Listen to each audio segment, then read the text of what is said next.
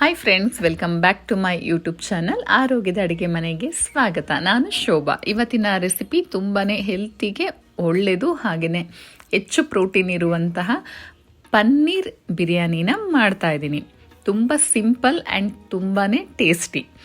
ಇದಕ್ಕೆ ಹೆಚ್ಚು ಮಸಾಲೆಗಳನ್ನ ಬಳಸ್ತೇನೆ. ನಾನು ತುಂಬ ಸಿಂಪಲ್ ಆದಂತಹ ಒಂದು ವಿಧಾನದಲ್ಲಿ ತೋರಿಸ್ತಾ ಇದ್ದೀನಿ.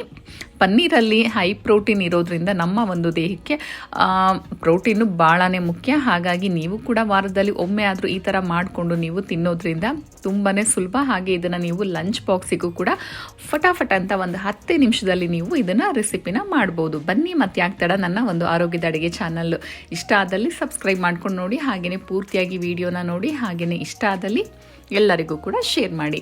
ನೋಡಿ, ನಾನಿಲ್ಲಿ ಮಿಲ್ಕಿ ಮಿಸ್ತಿ ಒಂದು ಪ್ಯಾಕೆಟ್ ತೊಗೊಂಡಿದ್ದೀನಿ. ಪನ್ನೀರು ಇದು 200 ಗ್ರಾಮ್ ಇರೋ ಅಂಥದ್ದು.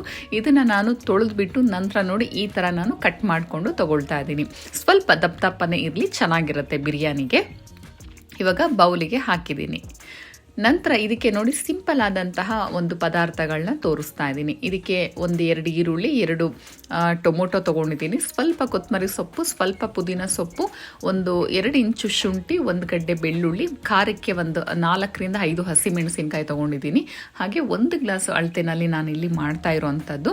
ಇದಕ್ಕೆ ಮರಾಠಿ ಮಗ್ಗು, ಚಕ್ಕೆ, ಪಲಾವ್ ಎಲೆ, ಏಲಕ್ಕಿ, ಹಾಗೆಯೇ ಲವಂಗ ತೊಗೊಳ್ತಾ ಇದ್ದೀನಿ. ಹಾಗೆ ಅನಾನಸ್ ಫ್ಲವರು 1-2. ಇದು ತುಂಬ ಸಿಂಪಲ್ ಆಗಿ ಮಾಡ್ತಾ ಇರುವಂಥದ್ದಲ್ವ, ಹಾಗಾಗಿ ತುಂಬ ಸಿಂಪಲ್ ಮಸಾಲೆ. ನಂತರ ನೋಡಿ ನಾನಿಲ್ಲಿ ಬಿರಿಯಾನಿ ಪೌಡರು, ಇದು ಮನೆಯಲ್ಲಿ ನಾನೇ ತಯಾರಿಸಿ ಇಟ್ಕೊಂಡಿರೋವಂಥದ್ದು. 2 ಟೇಬಲ್ ಸ್ಪೂನು, ರುಚಿಗೆ ತಕ್ಕಷ್ಟು ಉಪ್ಪು. ಮಾಮೂಲಿ ಎಣ್ಣೆ ನಾವು ಹಾಕ್ತೀವಿ, ಅದೆಲ್ಲ ನಾನು ವಿಡಿಯೋದಲ್ಲಿ ಮುಂದೆ ತೋರಿಸ್ತೀನಿ ಬನ್ನಿ.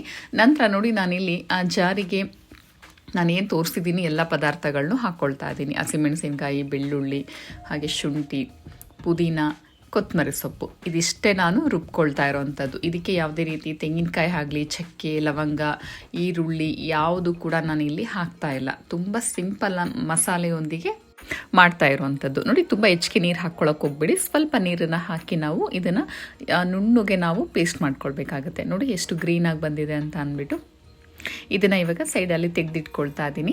ನಂತರ ಇವಾಗ ಮುಖ್ಯವಾಗಿ ನೋಡಿ ನಾನಿಲ್ಲಿ ಎಲ್ಲ ಪಾತ್ರೆಗಳನ್ನೂ ಇಲ್ಲಿ ಮಾಡ್ಕೊಳ್ತಾ ಇಲ್ಲ. ಯಾಕಂದರೆ ಅಡುಗೆ ಮನೆಗೆ ಬಂದರೆ ಸಾಕು, ಈಗ ಏನಾದರೂ ಒಂದು ಅಡುಗೆಗಳು ಮಾಡ್ತೀವಿ ಅನ್ನೋದು ಗೊತ್ತಲ್ವ, ಎಷ್ಟು ಪಾತ್ರೆಗಳು ಬೀಳುತ್ತೆ ಅಂತ. ಸೊ ಹಾಗಾಗಿ ಒಂದೇ ಪಾತ್ರೆಯಲ್ಲಿ ಬಳಸಿ ಮಾಡ್ಕೊಳ್ಳಿ. ನಾನಿಲ್ಲಿ ಕುಕ್ಕರಲ್ಲಿ ಮಾಡ್ಕೊಳ್ತಾ ಇದ್ದೀನಿ. ನಂತರ ನೋಡಿ ಇದಕ್ಕೆ 1-2 ಟೇಬಲ್ ಸ್ಪೂನಷ್ಟು ಬೆಣ್ಣೆ ಹಾಕ್ಕೊಳ್ತಾ ಇದ್ದೀನಿ. ಹಾಗೆ ಪನ್ನೀರು ನಾನ್ ಸ್ಟಿಕ್ಕಲ್ಲಿ ಬಳಸೋದು ತುಂಬ ಒಳ್ಳೆಯದು. ಯಾಕೆ ಅಂತಂದರೆ ಅಂಟ್ಕೊಳ್ಳುತ್ತೆ ಬೇರೆ ಪಾತ್ರೆಲಾದರೆ, ಹಾಗಾಗಿ ನಾನ್ ಸ್ಟಿಕ್ಕಲ್ಲೇ ಮಾಡ್ಕೊಳ್ಳಿ, ಬಟ್ ಒಳ್ಳೆ ಕ್ವಾಲಿಟಿನಲ್ಲಿ ಇರೋವಂಥದ್ದು.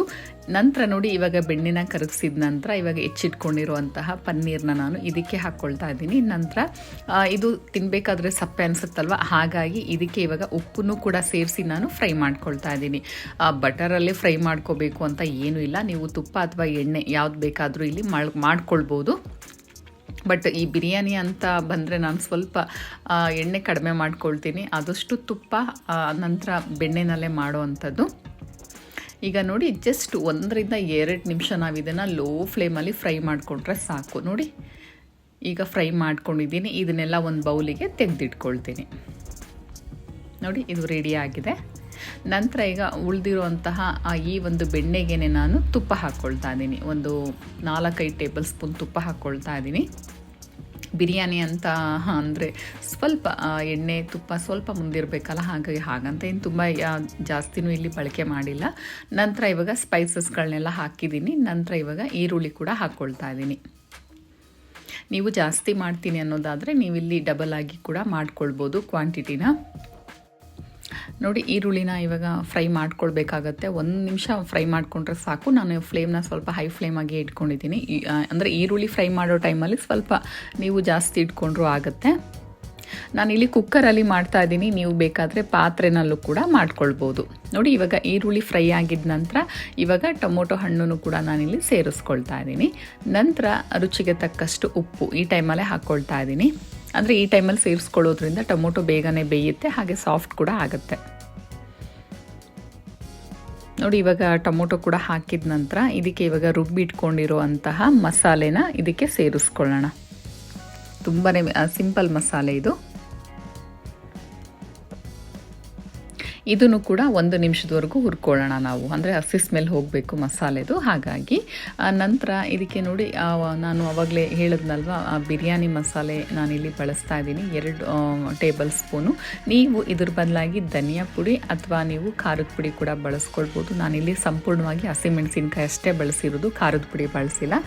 ನೀವಿಲ್ಲಿ ಧನಿಯಾ ಪುಡಿ ಜೊತೆಯಲ್ಲಿ ಬೇಕಾದರೆ ನೀವು ಗರಂ ಮಸಾಲ ಪುಡಿ ಕೂಡ ನೀವಿಲ್ಲಿ ಬಳಸ್ಕೊಳ್ಬೋದು. ಅಥವಾ ಧನಿಯಾ ಪುಡಿ ಬೇಡ ಅನ್ನೋದಾದರೆ ನೀವು ಗರಂ ಮಸಾಲ ಪುಡಿನೇ ನೀವಿಲ್ಲಿ ಬಳಸ್ಕೊಳ್ಬೋದು.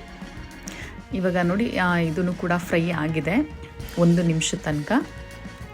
ಸ್ವಲ್ಪ ತುಪ್ಪ ಬಿಡಬೇಕು, ನಾನಿಲ್ಲಿ ಹಾಕಿದ್ದೀನಲ್ವ, ಹಾಗಾಗಿ ನೀವು ಎಣ್ಣೆ ಹಾಕಿದ್ರೆ ಎಣ್ಣೆ ಸ್ವಲ್ಪ ಅದು ಮೇಲ್ಗಡೆ ಬರುತ್ತೆ, ಆವಾಗ ಇದು ಬೆಂದಿದೆ ಅಂತ ಅಂದ್ಬಿಟ್ಟು. ನಂತರ ಅಗತ್ಯ ಇರೋಷ್ಟು 1 ಗ್ಲಾಸಿಗೆ ನಾನಿಲ್ಲಿ 2.5 ಗ್ಲಾಸ್ ನೀರನ್ನು ಸೇರಿಸ್ಕೊಳ್ತಾ ಇದ್ದೀನಿ. ನೀರು ನೋಡಿ ಈ ಥರ ಕುದೀತಾ ಇರಬೇಕು. ನಂತರ ನಾವಿಲ್ಲಿ ಆಲ್ರೆಡಿ ನಾನು ಅಕ್ಕಿನ ತೊಳೆದು ನೆನೆಸಿ ಇಟ್ಕೊಂಡಿದ್ದೆ, ಇವಾಗ ಅಕ್ಕಿನ ಹಾಕ್ಕೊಳ್ತಾ ಇದ್ದೀನಿ. ಮಾರ್ನಿಂಗ್ ಬ್ರೇಕ್ಫಾಸ್ಟಿಗೆ ತುಂಬ ಸಿಂಪಲ್ಲಾಗಿ, ತುಂಬ ಕ್ವಿಕ್ಕಾಗಿ, ಹಾಗೆಯೇ ಆರೋಗ್ಯಕ್ಕೆ ತುಂಬ ಒಳ್ಳೆಯದಾದಂತಹ ಈ ಒಂದು ರೆಸಿಪಿನ ಖಂಡಿತ ಟ್ರೈ ಮಾಡ್ಬೋದು ಯಾರು ಬೇಕಾದರೂ. ತುಂಬಾ ಈಸಿಯಾಗಿ ತೋರಿಸಿದ್ದೀನಿ ಅಂತ ನಾನು ಅಂದ್ಕೊಂಡಿದ್ದೀನಿ. ನಂತರ ಇವಾಗ ಫ್ರೈ ಮಾಡಿ ಎತ್ತಿಟ್ಕೊಂಡಿರುವಂತಹ ಪನ್ನೀರ್ನ ಇವಾಗ ಹಾಕ್ಕೊಳ್ತಾ ಇದ್ದೀನಿ. ನೀವು ಅಂದರೆ ಟೊಮೊಟೊ ಇಲ್ಲ ಅನ್ನೋದಾದರೆ ನೀವು ಬೇಕಾದರೆ ಈರುಳ್ಳಿ ಅಂದರೆ ರುಬ್ಬಿಟ್ಕೊಂಡಿರೋ ಮಸಾಲೆ ಜೊತೆಯಲ್ಲಿ 1-2 ಟೇಬಲ್ ಸ್ಪೂನು ನೀವು ಬೇಕಾದರೆ ಮೊಸರು ಕೂಡ ನೀವಿಲ್ಲಿ ಬಳಸ್ಬೋದು. ನಂತರ ನೀವು ಬೇಕಾದರೆ ಇದ್ರ ಜೊತೆಗೇ ನೀವು ರಾತ್ರಿ ಬೇಕಾದ್ರೆ ನೆನೆಸಿಟ್ಟು ಇಟ್ಕೊಂಡಿರುವಂತಹ ಬಟಾಣಿನೂ ಕೂಡ ಇಲ್ಲಿ ಹಾಕ್ಕೊಳ್ಬೋದು, ಅಥವಾ ಹಸಿ ಬಟಾಣಿ ಕೂಡ ಹಾಕ್ಕೊಳ್ಬೋದು, ಅದು ಕೂಡ ತುಂಬ ಚೆನ್ನಾಗಿರುತ್ತೆ. ಇವಾಗ ನೋಡಿ ಮಿಕ್ಸ್ ಮಾಡಿಬಿಟ್ಟು ನಾನು ಇದನ್ನು 1-2 ವಿಸಿಲ್ ಮಾಡ್ಕೊಳ್ತೀನಿ. ಈಗ ಫೈನಲ್ ಆಗಿ ನೋಡಿ ಪನ್ನೀರ್ ಬಿರಿಯಾನಿ ರೆಡಿಯಾಗಿದೆ. ತುಂಬಾ ಉದುರುವಾಗಿ ಬಂದಿದೆ.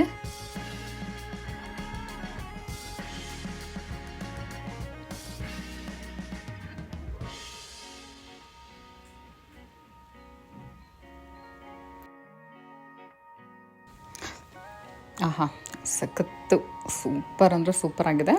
ಇವಾಗ ಸರ್ವ್ ಮಾಡ್ಕೊಳ್ತಾ ಇದ್ದೀನಿ. ಇವಾಗ serve ಮಾಡ್ಕೊಂಡಿದ್ದಾಗಿದೆ.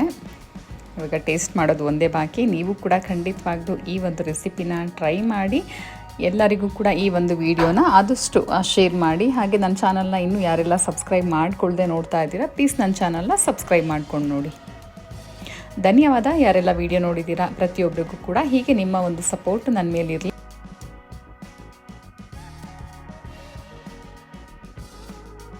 Thank you for watching.